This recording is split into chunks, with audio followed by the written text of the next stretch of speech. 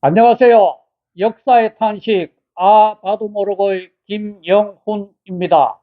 오늘은 지난주에 이어 모세에 관하여 꾸란의 기록을 계속 살피도록 하겠습니다.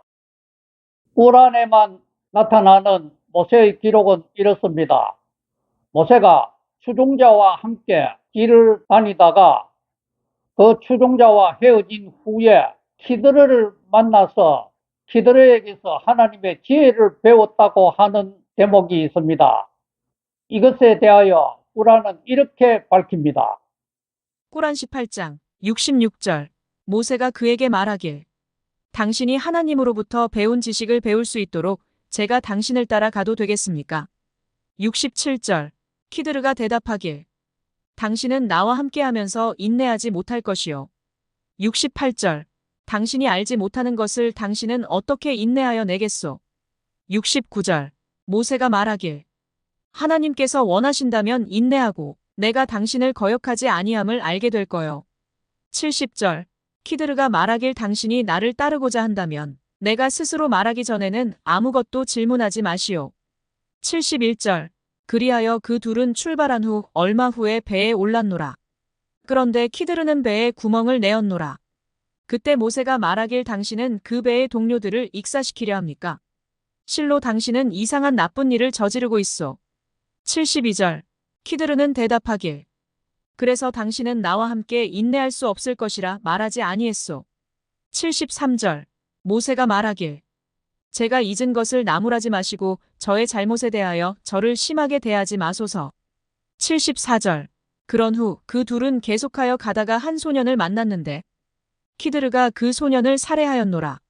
이때 모세가 말하길 사람을 죽인 일이 없는 무고한 자를 죽였으니 실로 당신은 끔찍한 일을 저질렀소.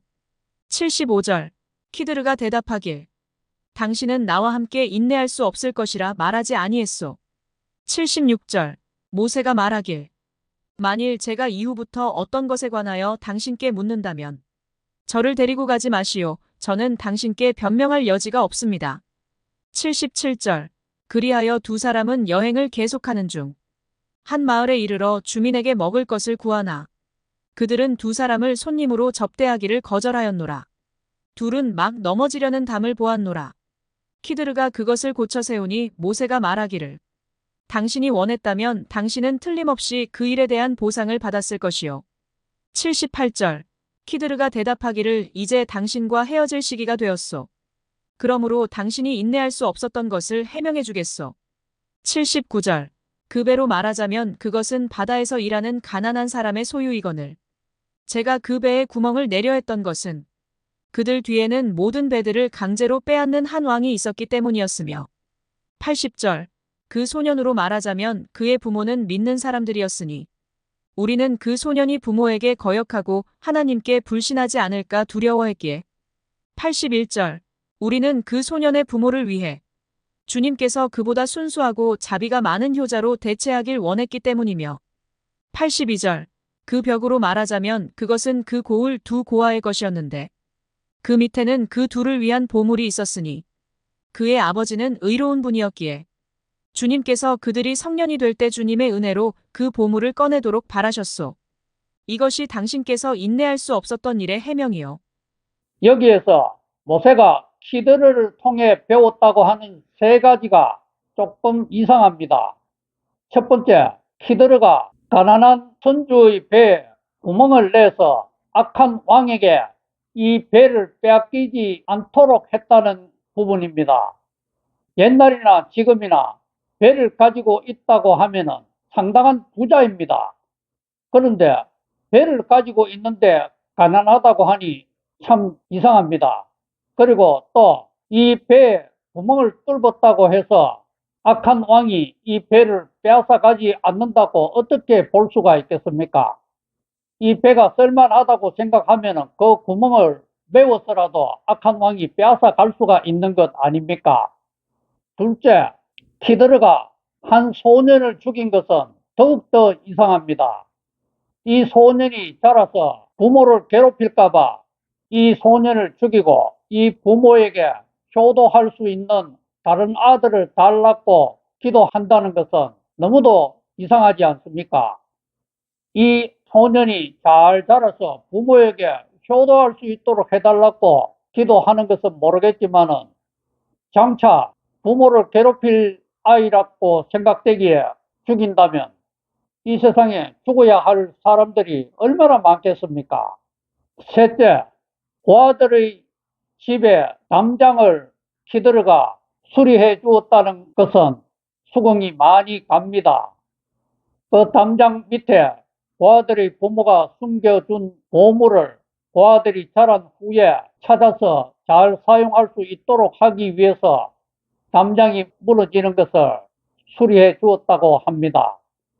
그런데 지금 당장 담장을 수리하면서 누군가가 이 보물을 빼앗아가는 것은 막을 수 있었겠지만 나중에 이 고아들이 잘 성장한 후에 이 담장 밑에 숨겨진 보물을 반드시 발견하여 사용할 수 있다고 장담하는 것은 좀 지나친 것 아닌지 모르겠습니다. 그런데 모세가 히드르를 따라다니며 하나님의 지혜를 배웠다는 것은 참으로 의아합니다. 왜냐하면 우란도 모세는 하나님과 대면하여 직접 계시를 받는 사람이라고 소개하고 있는데 하나님과 직접 대면하는 사람이 무엇이 부족하여 히드르를 따라다니면서 하나님의 지혜를 배워야 하는지 참으로 이상하지 않습니까? 그리고 꾸란은 모세와 암소와의 일화에 대하여 이렇게 밝히고 있습니다. 꾸란 2장 67절 모세가 그의 백성에게 이르되 하나님께서 너희들에게 암송아지 한 마리를 바치라고 명령하였을 때 우리를 놀리십니까? 라고 그들이 말하니 모세 가로되 주여 저들같이 목매한 자가 되지 않도록 보호하여 주소서. 68절 그것이 어떤 암소인지 당신의 주님께 간청하여 설명하여 달라고 그들이 말하니 가로되 그 소는 늙지도 않고 어리지도 않는 중간의 것이라. 이제 너희가 명령대로 행하라 하였노라. 69절 그것은 또 무슨 색깔인지 당신의 주님께 간청하여 설명하여 달라 하니 모세 가로되 그 소는 갈색이며 맑고 풍부한 느낌을 주어 보는 이로 하여금 감탄을 자아내게 하는 것이라고 주님께서 말씀하셨느니라. 70절 그들이 말하길 그것이 어떤 암소인지 당신의 주님께 청하여 설명하여 주시오. 실로 모든 암소들이 우리에게는 같아 보입니다. 그리고 하나님께서 원하신다면 우리는 분명히 안내를 받을 것입니다. 71절 모세 가로되 하나님께서 말씀하시기를 그 암소는 땅을 갉거나 물을 주기 위해 멍에를 지지 아니하고 결함이 없는 건전한 것이며 밝은 노란색의 것이라 하니 이제 당신은 사실을 설명하였소라고 말하며 그렇게 하지 말아야 되는데 그들은 암소를 죽였더라. 72절 너희가 한 인간을 살해하고서 이 사실을 감추려 의견을 달리하나 하나님께서는 너희가 숨긴 것을 들추어 내시니라. 73절 죽은 소의 일부로 그 시체를 때리도록 하여 하나님께서 죽은 자를 소생시켜 너희에게 그분의 징표들을 보여 너희가 알도록 하시니라. 74절 그런 후에도 너희의 마음은 바위처럼 아니 그보다 단단하게 굳어졌노라. 바위가 쪼개져 강이 흐르고 그 강이 갈라져 물이 흘러나오며 하나님이 두려워 바위도 갈라졌노라. 하나님은 그들이 행하는 일들에 대하여 무관심하지 않으시니라. 여기에서 모세가 죽은 암소의 시체의 일부인 혀를 가지고 사람을 때려 죽은 사람을 살렸다는 것은 성경에는 없는 이야기입니다. 그리고 모세와 죽은 암소와의 일화 자체가 성경에 나타나지 않습니다. 그리고 꾸란은 또 파라오의 가족들이 하나님을 믿는 자가 있어서 아내는 하나님께 기도를 하였고 또 가족들 중에 하나님을 잘 섬기는 자가 있었다고 꾸란은 이렇게 소개하고 있습니다. 꾸란 66장 11절 또 하나님께서는 믿는 자들을 위해 파라오의 아내를 비유하셨나니 보라 그녀가 말하였노라. 주여 저를 위하여 천국의 당신 곁에 궁궐을 지어주소서. 그리고 파라오의 소행으로부터 저를 구하여 주소서.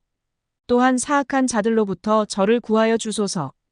꾸란 40장 28절 파라오 가족 중에 믿는 자가 있었으나 그는 그의 믿음을 숨기고 말하길 나의 주님은 하나님이라고 한 것을 이유로 살해하려 하느뇨. 실로 모세는 주님으로부터 분명한 증표를 가지고 당신에게 왔노라. 만일 그가 거짓말하는 자라면 그의 거짓이 그를 해칠 것이요. 그가 진실을 말하고 있는 자라면 그가 너희에게 경고한 재앙이 너희에게 닥칠 것이라. 실로 하나님께서는 불의를 행하고 거짓말하는 자를 인도하시지 아니하시노라. 29절. 백성들이여 오늘 너희가 주권을 갖고 이 세상을 지배하고 있지만 하나님의 징벌이 닥칠 때 누가 우리를 도와주겠느뇨. 이때 파라오가 말하길 내가 본 것을 너희에게 보여줄 것이며 내가 너희를 바른 길로 인도하리라. 30절. 그때 믿음을 가진 자가 말하길 백성들이여 실로 나는 너희가 죄지은 무리들이 만나는 재앙의 날처럼 되지 않을까 두렵노라. 31절. 노아나 아드 그리고 사무드 그들 이후에 온 세대들의 운명처럼 되지 않을까 염려가 되노라. 하나님께서는 당신의 종들에게 불의가 있는 것을 원하지 아니하시니라. 32절. 백성들이여 너희가 서로 부르며 울부짖을 그날이 염려되노라. 33절. 그날 그들이 돌아서 도망하려 하나 하나님의 징벌로부터 너희를 보호해 줄 자는 아무도 없노라. 하나님께서 방황케 하시고자 한 자들을 인도할 자 아무도 없노라. 이런 부분들에 대해서도 성경은 전혀 기록이 없습니다. 다만 모세가 이스라엘 백성들을 이끌고 이집트에서 탈출할 때 많은 이방인들이 모세를 따랐다고 성경은 기록하고 있습니다. 그들이 왜 모세를 따라갔을까요? 이집트에서 하나님이 10가지 재앙을 내리는 것을 직접 경험했기 때문에 하나님이 참 신인 것을 깨달아서 모세가 믿는 하나님을 섬기기 위해서 따라간 것이었습니다. 그런데 하나님은 이 이방인들을 이스라엘 민족과 똑같이 대우하였습니다. 그래서 하나님께서 주신 율법에는 이 이방인들을 차별하지 말라고 이스라엘 본토 사람들에게 누누이 강조하고 있습니다. 이방인들을 차별할 경우에는 하나님께서 벌을 내리시겠다고 경고까지 하고 있습니다. 그리고 모세를 따라갔던 이방인들 가운데에는 이스라엘 민족의 지도자가 된 사람도 있었습니다. 이스라엘은 12지파로 구성되어 있었는데 그 12지파 가운데 가장 큰 지파가 유다 지파였습니다. 그런데 이 유다 지파의 지도자로 뽑힌 사람이 바로 이방인 출신인 갈렙이었습니다. 갈렙은 이방인임에도 불구하고 유다 여인과 결혼했기 때문에 유다 지파에 속할 수 있었습니다. 그리고 또 유다 지파에 속했을 뿐만 아니라 유다 지파를 대표하는 지도자로 뽑혀 모세로부터 인정을 받았습니다. 그러니 이방인이라고 하여 하나님이나 모세가 차별 대우한 것은 전혀 없음을 성경은 밝히고 있습니다. 제가 오늘 말씀드린 이런 부분들에 대하여 더 자세히 알기를 원하시는 분은 인터넷 서점에서 판매되고 있는 저의 저서 오 무함마드 당신은 누구요? 와 성경 속 남자들의 인생 반전을 참고하시기 바랍니다. 다음 주 이 시간에는 사무엘과 이스라엘의 초대 왕 사울 그리고 이스라엘의 전성기를 이룬 다윗 왕의 어린 시절에 대하여 꾸란과 성경의 차이점을 살피도록 하겠습니다. 감사합니다. 하나님 복 많이 누리세요.